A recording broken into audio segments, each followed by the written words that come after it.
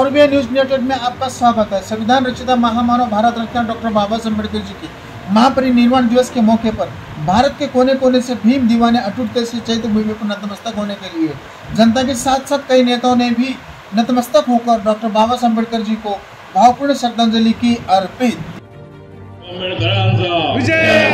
बाबासाहेब आंबेडकरांचा विजय असो, बाबासाहेब आंबेडकरांचा विजय असो, जय भीम जय भीम। बाबासाहेबांचं स्मारक या ठिकाणी चैत्यभूमी आहे।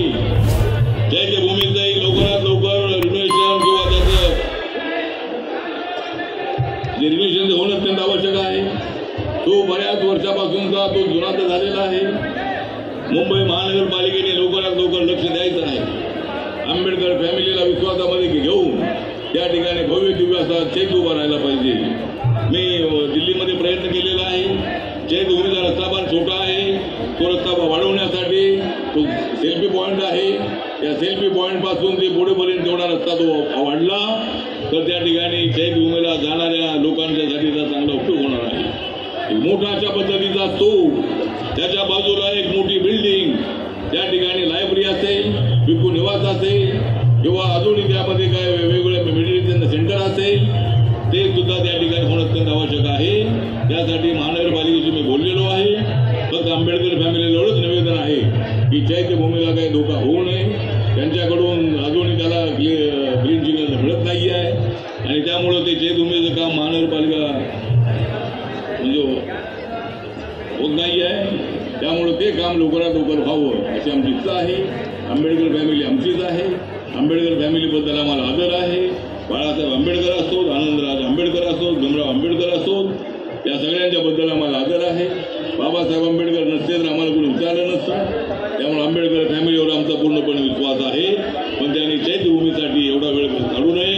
उद्या काहीतरी चैत्यभूमीला काही कमी जास्त झालं तर कोणा सरकारवरती कोणा टप्पा नको। सरकार जेवढे पैसे पाहिजे तेवढे पैसे द्यायला तयार आहे। महानगरपालिका 40-50 कोटी खर्च करायला तयार आहे। सरकारात आपलंच आहे। अजून त्यामध्ये काय पैसे गेले 50 कोटी 100 कोटी तरी हरकत नाही।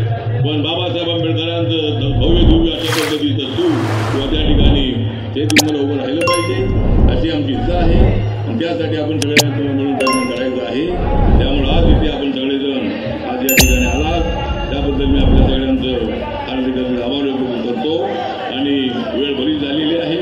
बऱ्याच लोकांना आपापल्या गावी जायचं आहे म्हणून मी या ठिकाणी जास्त न बोलता सगळे 2 मिनिटं उठवून बाबासाहेब आंबेडकरांना अभिवादन करायचं आहे आणि बाबासाहेबांना आदरांजली अर्पण करण्यासाठी आपण सर्वांनी 2 मिनिटं उठून उभं राहायचं आहे।